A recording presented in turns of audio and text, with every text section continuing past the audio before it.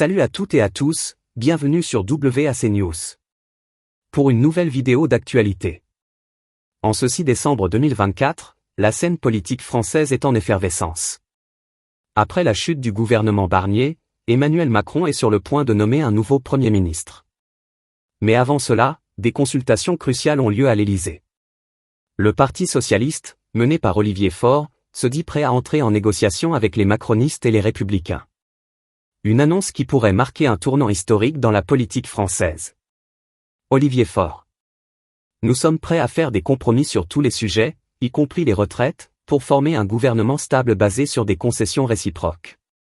Faure, qui sera reçu à l'Élysée ce midi, insiste sur la nécessité de désigner un préfigurateur pour organiser les négociations avant de nommer un Premier ministre. Il appelle à geler la réforme des retraites le temps de trouver des financements adéquats. Olivier Faure.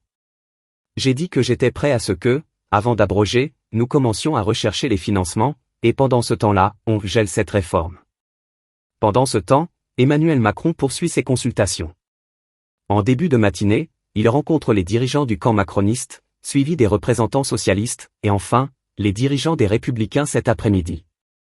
Raphaël Glucksmann, de Place Publique, a également exprimé sa position sur RTL, affirmant qu'il n'est pas candidat à Matignon mais qu'il est prêt à participer à l'élaboration d'un contrat de non-censure ou de gouvernement.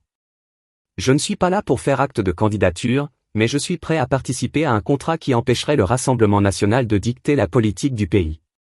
Cependant, Marine Tondelier, des écologistes, se trouve tenue à l'écart des consultations. Elle critique Emmanuel Macron pour son choix de partenaire de dialogue, accusant les macronistes de préférer être tenus en laisse par le Rassemblement national. Emmanuel Macron a choisi avec qui dialoguer, et il n'a pas invité les écologistes. C'est un geste d'humeur qui montre qu'il ne cherche pas vraiment une solution. Alors que la journée avance, l'enjeu des consultations devient de plus en plus clair.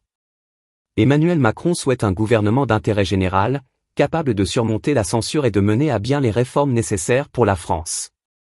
Je nommerai un nouveau Premier ministre dans les prochains jours, chargé de former un gouvernement représentant toutes les forces politiques d'un arc de gouvernement. La situation politique est tendue, et les discussions d'aujourd'hui pourraient bien déterminer l'avenir de la France.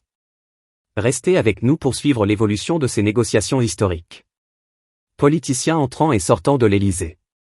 En conclusion, le scénario politique en France est à un tournant crucial. Avec des négociations intenses entre les macronistes, le Parti socialiste, et les républicains, le futur gouvernement pourrait voir le jour sur la base de compromis et de concessions mutuelles. Les réformes, en particulier celle des retraites, restent au cœur des discussions. Le rôle d'Olivier Faure et d'autres leaders politiques sera déterminant pour façonner le nouvel équilibre politique du pays.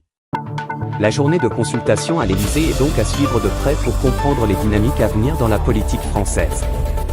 Merci de nous avoir suivis dans cette vidéo. N'oubliez pas de liker, de vous abonner à la chaîne et d'activer la cloche pour ne rien manquer de nos prochaines vidéos.